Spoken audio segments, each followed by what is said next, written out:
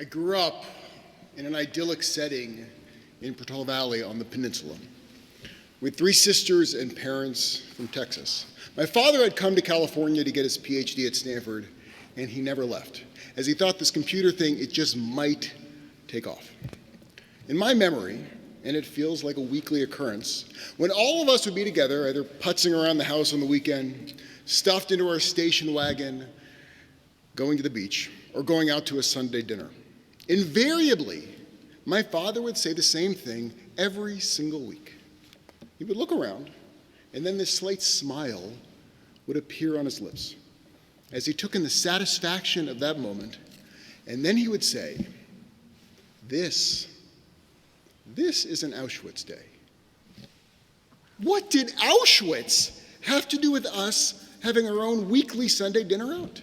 And when any of us would say, Dad, what are you talking about?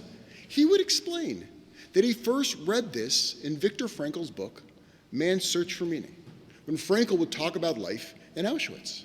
The prisoners, they would sit in their barracks and they would talk about what they missed the most. And it was never a vacation or a holiday or an event, but what they missed the most was normal, regular life. They missed going to restaurants.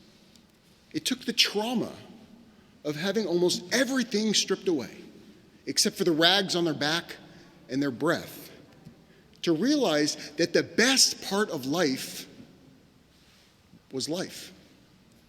That's why every week, my sisters and I would be reminded during a seemingly normal, uneventful moment that it was, in fact, these moments that are the most important. It was moments in Auschwitz that enables us to appreciate Auschwitz moments. When one is in a period of trauma, it reframes life and it puts things into perspective. I've been thinking about the trauma that we are all going through right now and trying to figure out if it is indeed that. Is it trauma? Now, it's beyond obvious that we are nowhere in the realm of the Holocaust.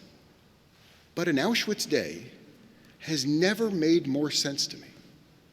The normal parts of life that I did not fully take in, that I didn't realize that I was in until they were gone, like dropping my kids at school, seeing my kids in a classroom with other kids, sitting at a restaurant, being on a plane, grandparents who no longer get to see their grandchildren or kiss them, being in services and hugging members of the community at the Oneg as we laughed together within a foot of each other and we didn't even think about it. I didn't appreciate opening the window before I checked purple air, before I couldn't open my window. I watch seemingly weekly as Black people are suffocated and killed. And democracy apparently teeters on the edge as more barriers are created to keep people from voting. We all know that we are in a moment of national trauma and grief. But just how big and how deep it is, it really didn't hit me until one of my students said something to me this past year that I'd never heard before. And I asked the student if I could share it with you tonight, because I think it illustrates the depth of this moment of time that we are in. What helped me understand the magnitude of this moment was not just that we couldn't breathe the air or that the sun didn't come out, or seeing my B'nai Mitzvah students' reactions when they found out that something they'd been preparing for years could no longer happen. What shook me was a call which stopped me in my tracks, because what I heard was something that I'd never heard before. My student woke up that morning and found out that their father had suddenly died. But it's what this student said to me that in my 30 years of being engaged in grief work, I had never heard before. The student got on the phone, and then after a long pause said, 2020 has been terrible, and now my dad is dead. I have never heard someone say "and" Usually they say, but. The death and the trauma of a loved one, it puts the world into perspective. The things we thought were big, they fade away into the distance from the mountains of grief surrounding us. Today was different. In this moment, while the mountain of grief for a lost parent, it was the biggest, it was now part of a collection of overwhelming traumas that stand so tall that they block out all of our light. And we cannot imagine ever getting to the other side. The foreboding challenges we face in our daily lives is something that we cannot ignore.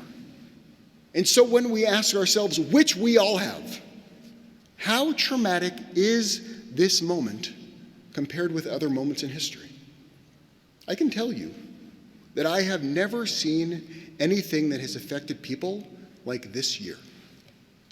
This is real. This is painful. And if there is one thing that Judaism teaches for thousands of years, is not to look away from the darkness. Do not deny the moment that we're in. Do not spend your time reminiscing how things used to be, nor dream of how it will be. We are taught to be here, right now, in the present, and fully step into the moment that we are in. Now, the first level is to be aware of those Auschwitz moments and to appreciate life for the sake of life. But that's only level one. What's different about this moment is that we have in front of us an unbelievable opportunity. And I'm not saying that our traumatic times are an opportunity to find happiness or to find joy. Opportunity means there is a way to grow in this moment like no other moment we have ever had before.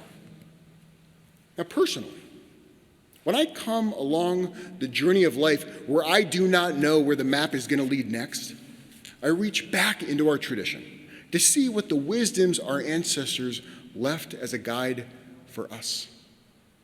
And in the arc of Judaism, we have experienced traumatic times and lived in darkness that is much greater than today's.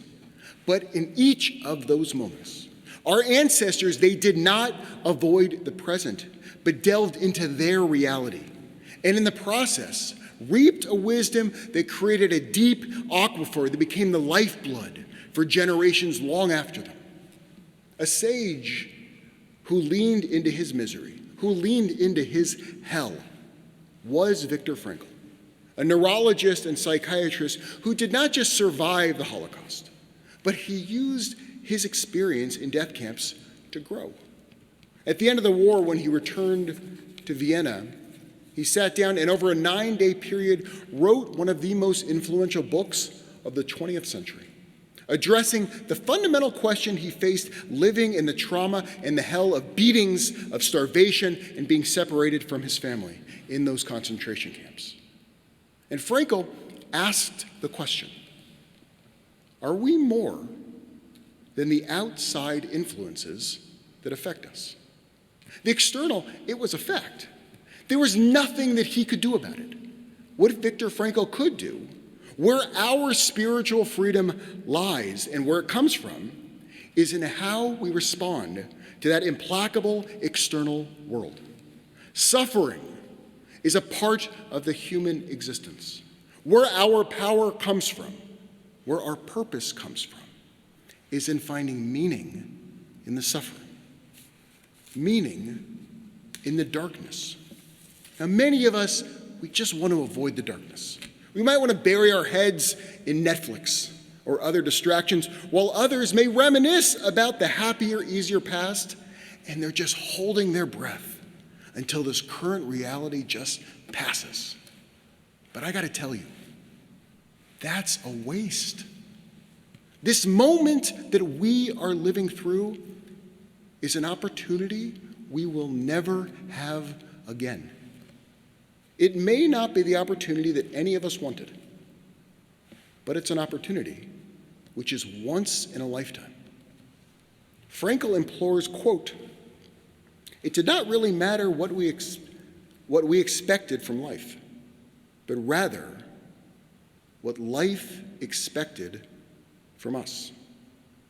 We needed to stop asking about the meaning of life and instead to think of ourselves as those who were being questioned by life.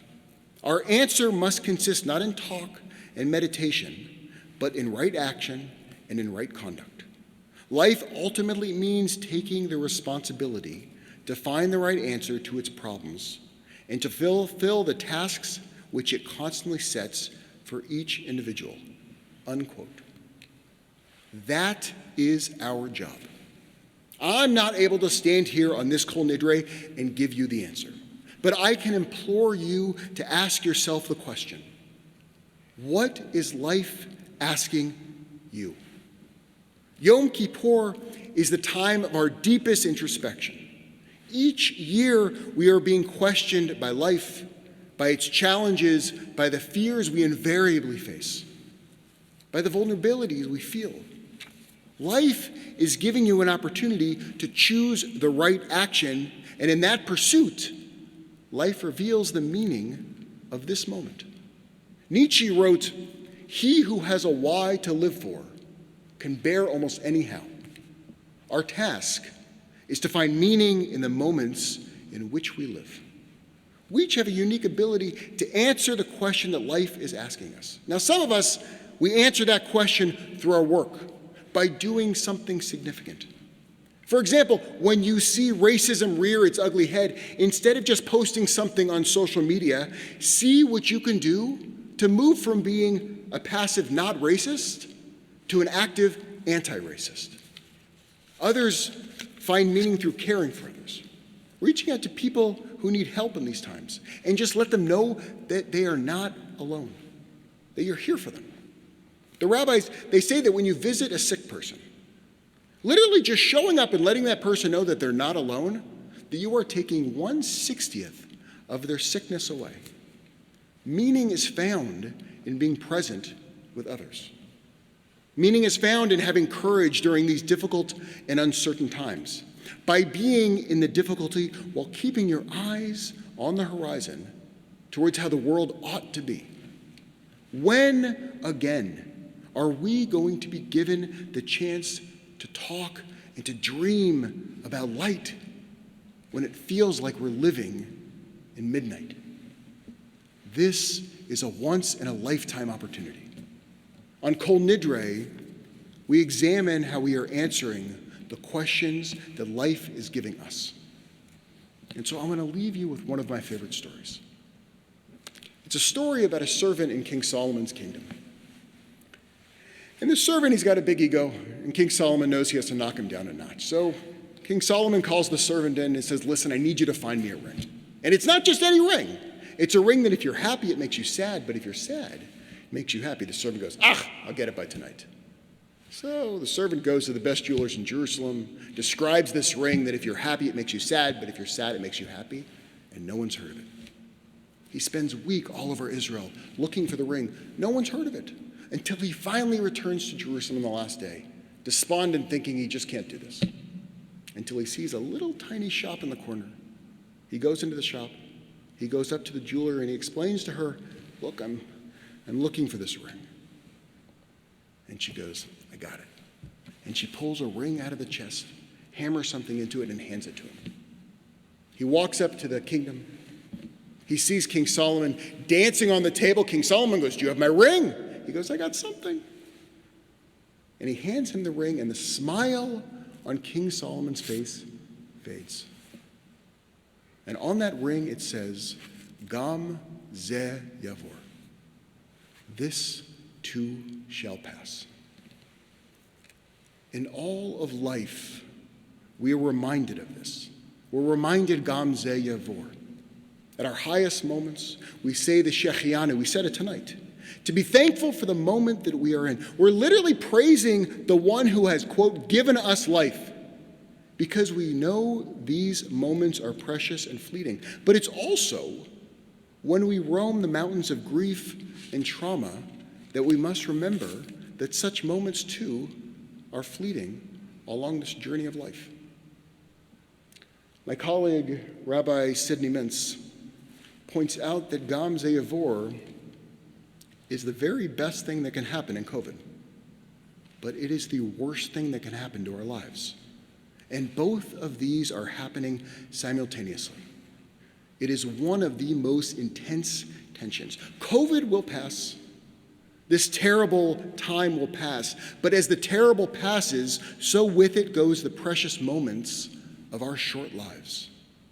The reality of what we are doing on Yom Kippur is that we are rehearsing our own death. So it's in these moments, which are our actual life, moments we are simultaneously reminded how little we want anything to yavol, to pass. So the question of each of us is, what are you going to do with this precious moment? Because as Frankel says, life is questioning us. What will define your present and therefore determine your future is how you answer that question. And in the process, find your why. Yom Kippur is the day we let down our walls and open up ourselves to the question that life is giving us. Because before we know it, Gam Ze Yavor, this too shall pass. This opportunity will be gone. And not just the opportunity of the darkness of these times, but the opportunity of breath and life. So don't waste it.